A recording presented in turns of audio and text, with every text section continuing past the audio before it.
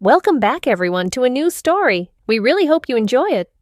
I think I lost my name that night, but the hardest part wasn't losing my old face. It was the unnerving way the dress I'd later wear fit me better than my own memories. It all started with the rain, a miserable, city gray downpour that matched my mood perfectly. I'd just bombed a final round interview for a junior engineering gig, the kind that was supposed to be my ticket out of my parents' basement and into a real life. The rejection hung in the air, thick and suffocating. So I walked. I didn't have a destination, just a need to feel the cold soak through my cheap suit jacket. That's when they found me. 3 guys, shadows detaching from a darker alley. It was fast, brutal, and humiliating. A shove, a fist to the gut that stole my breath, and the scrape of pavement against my cheek. They took my wallet, my phone, and my dignity, leaving me curled up on the wet sidewalk with nothing but the taste of blood and failure in my mouth. I stumbled back toward my budget hotel, each step a wave of pain and shame. The sky was a bruised purple. Then, a flash, not normal lightning. This was a silent, blinding sheet of emerald green light that bleached the world white for a second. My head swam, my knees buckled, and the world went black. When I woke up, the first thing I noticed was the smell of disinfectant and damp linen. I was in a room I didn't recognize, looking at a water-stained ceiling. A dull ache throbbed in my head, but the sharp pain in my ribs was gone. I tried to push myself up, and that's when everything went wrong. My arms felt wrong, thinner. The muscles I'd been so proud of building felt softer, less dense. I looked down at my hands. They were smaller, the knuckles less prominent, the fingers more slender. A wave of vertigo hit me.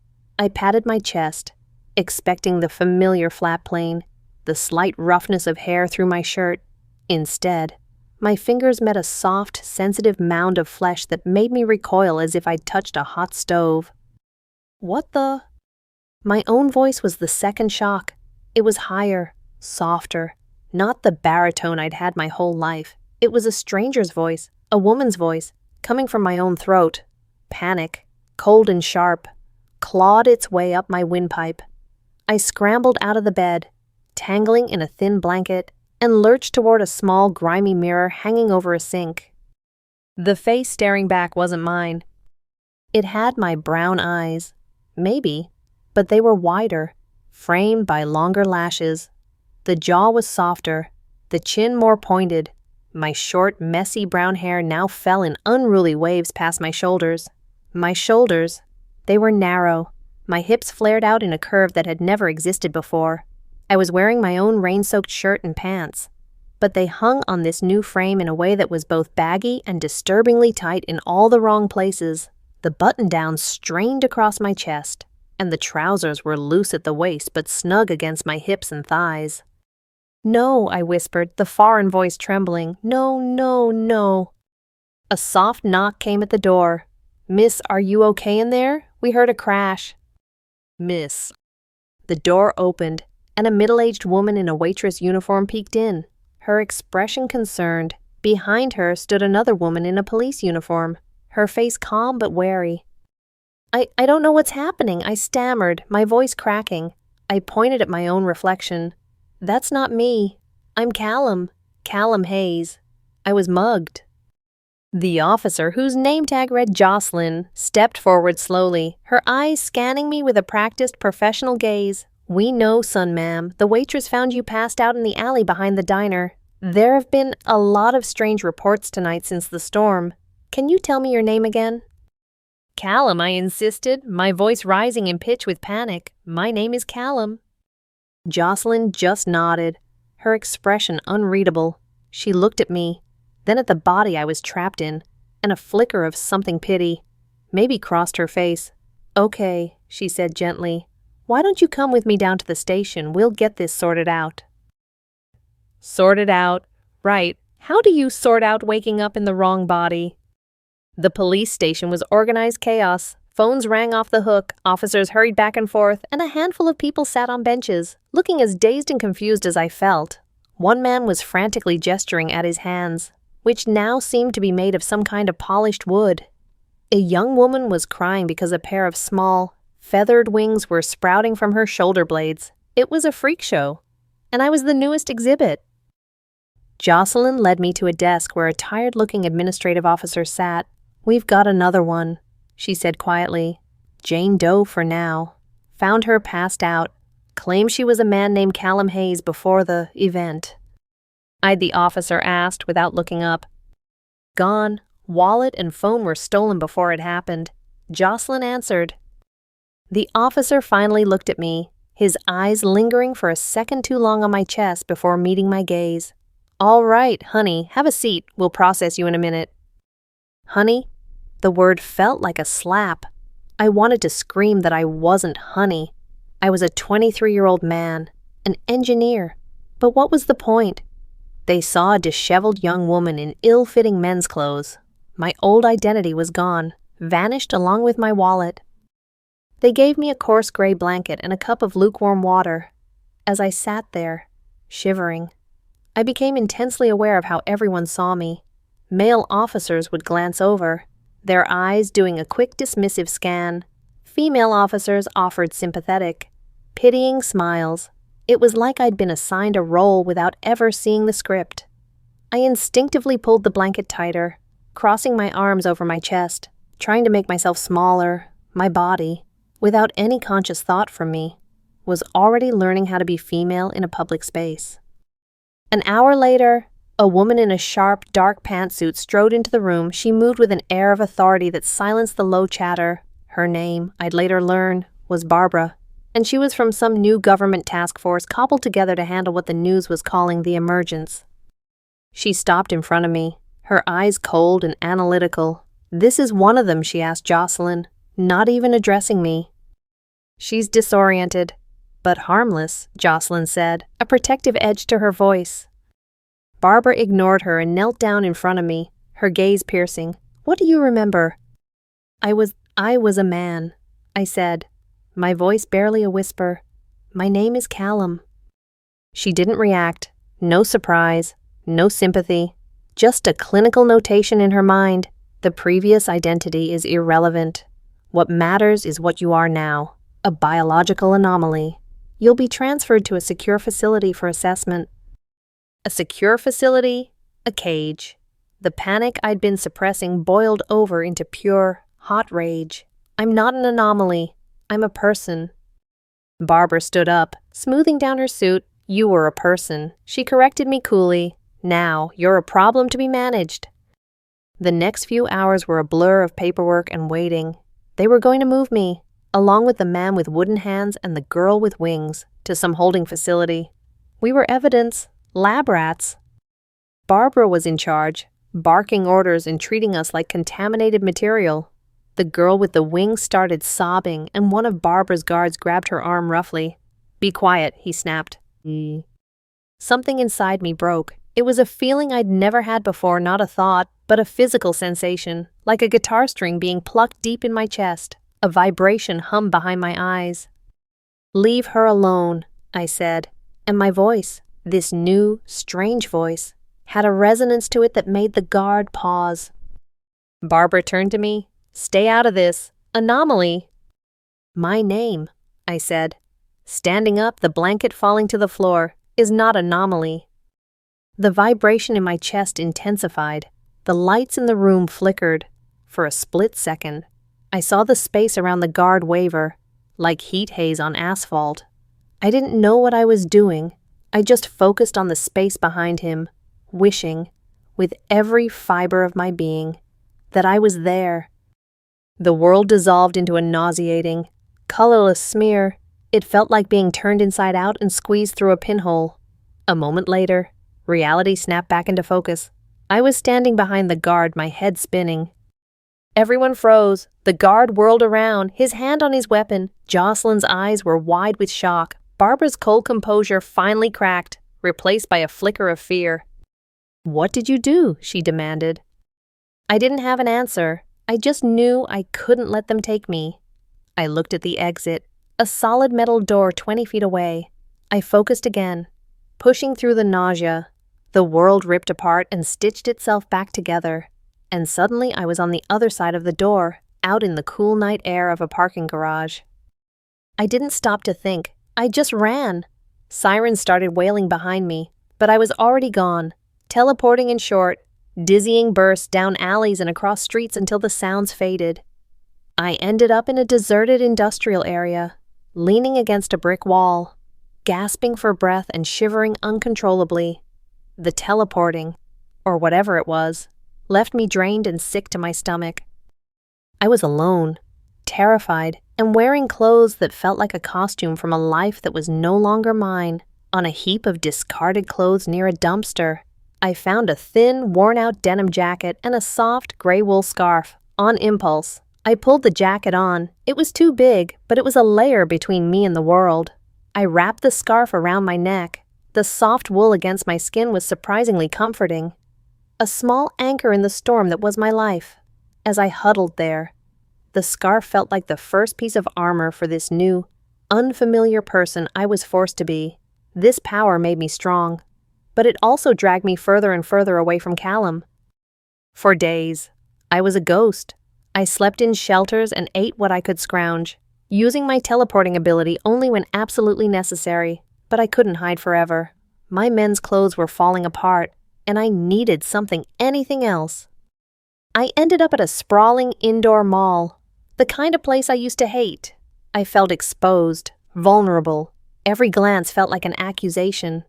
I finally found a store tucked away in a corner, a place called Asylum with blacked-out windows and a soft thumping beat coming from inside. It was a goth, alternative place, filled with black lace, leather, and silver jewelry. It seemed like a place where someone who didn't fit in might just fit in. A girl with vibrant purple hair and a dozen piercings was working the counter. She looked me up and down, taking in my ragged men's clothes and haunted expression. But she didn't judge. She just smiled faintly. Rough night. Rough week, I croaked. I get it, she said.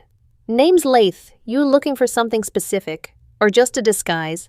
Her tone was light, teasing, but her eyes were kind. I don't know. I admitted I don't know what I'm doing. Laith came around the counter. Let's start simple. You need clothes that fit the body you're in. That's step one. Everything else comes later. For the next hour, she became my guide. She didn't ask questions. She just handed me things. A pair of black, high-waisted skinny jeans. They'll give your legs some shape. She explained. A simple soft-spun black t-shirt. A pair of flat, lace-up combat boots. Start with no heel. Your balance is all wrong right now. The most terrifying part was the underwear. She pointed me to a rack of simple cotton boy shorts and bralettes. Buying them felt like a final, irreversible betrayal of my old self. In the dressing room, the sterile silence was deafening. The bra was a puzzle of straps and hooks. When I finally clipped it, the feeling of the band tight against my ribs and the soft fabric over my chest was alien. The jeans were a struggle to pull up over my hips, but once zipped, they fit in a way my old pants never could. They hugged every new curve. When I stepped out, Laith gave me an appraising look. See better. You look less like a lost ghost and more like a pissed-off one. It's an improvement. I looked in the full-length mirror.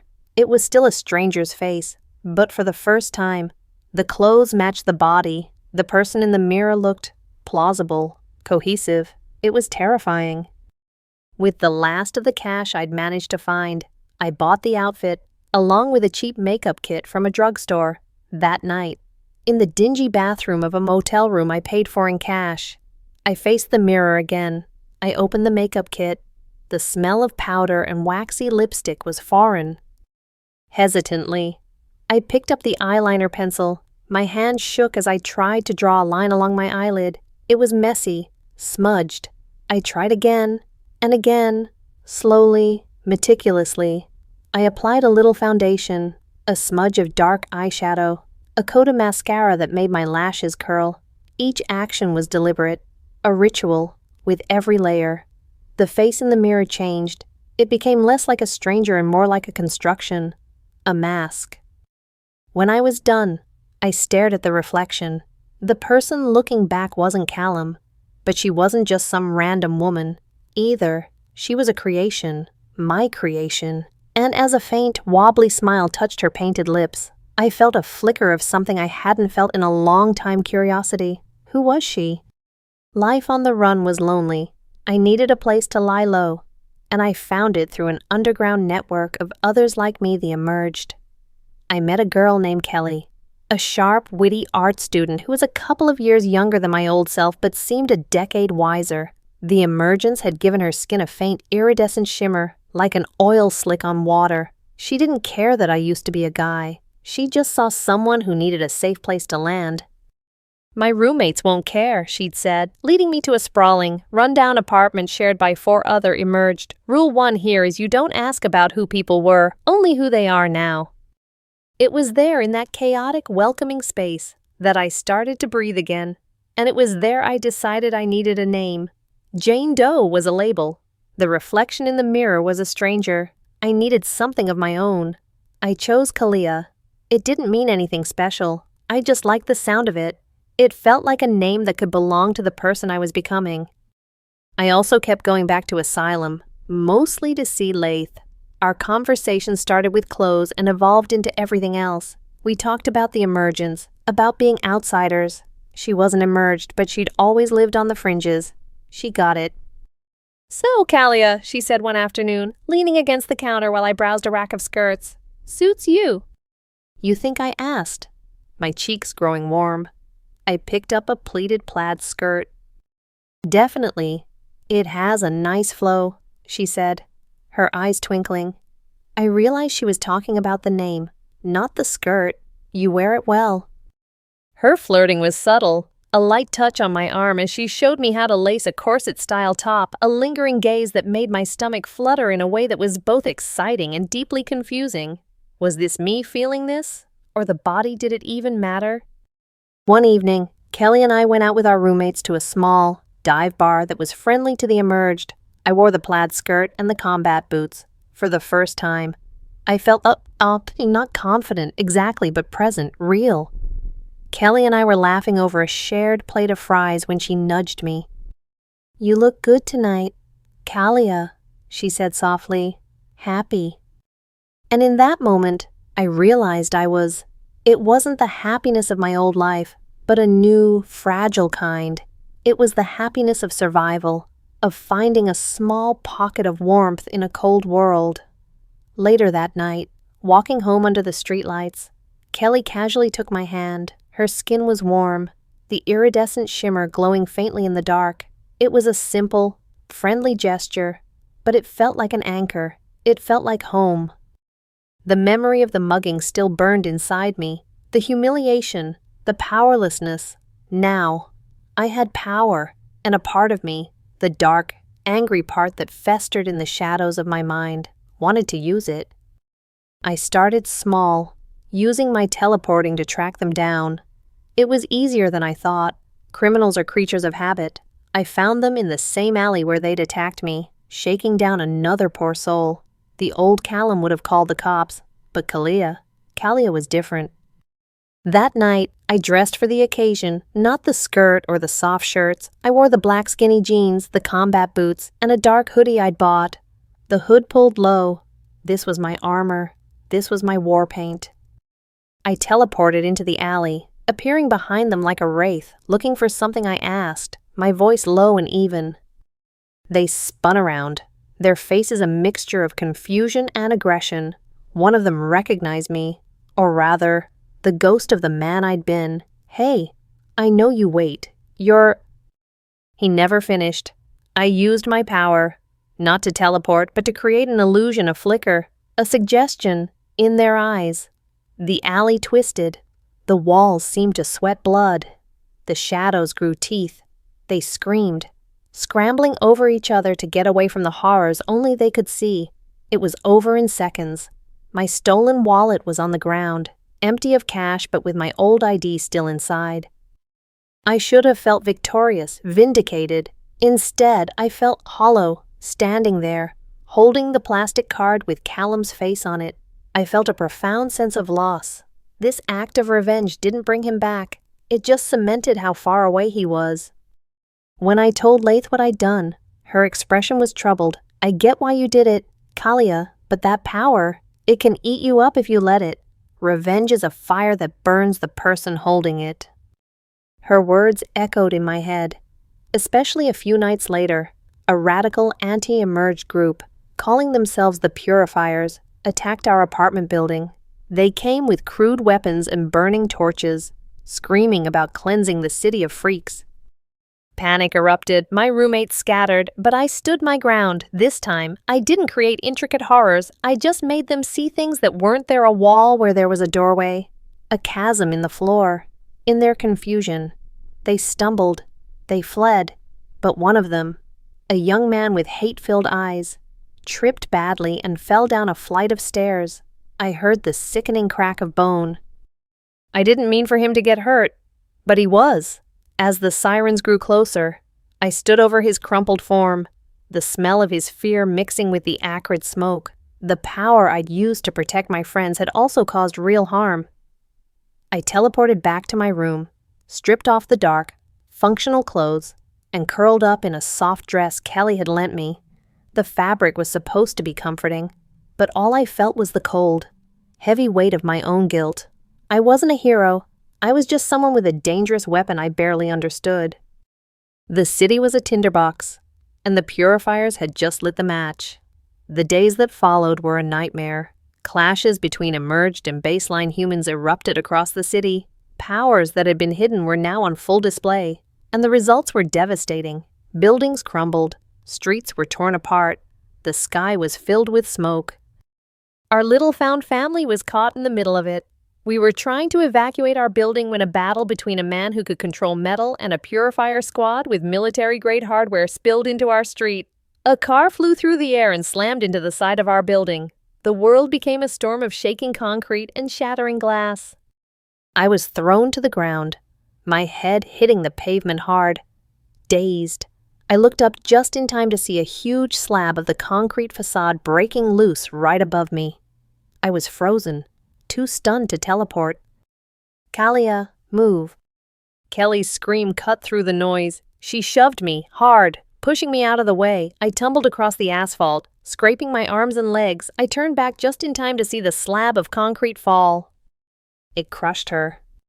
The world went silent. All the explosions, the screams, the chaos, it all faded into a dull, distant roar. I crawled over to her, to the place where she'd been. Her hand, the one with the iridescent skin, was visible from under the rubble. I took it. It was still warm. "Kelly," I whispered, my voice breaking. There was no answer. She was gone. She had saved my life and lost her own.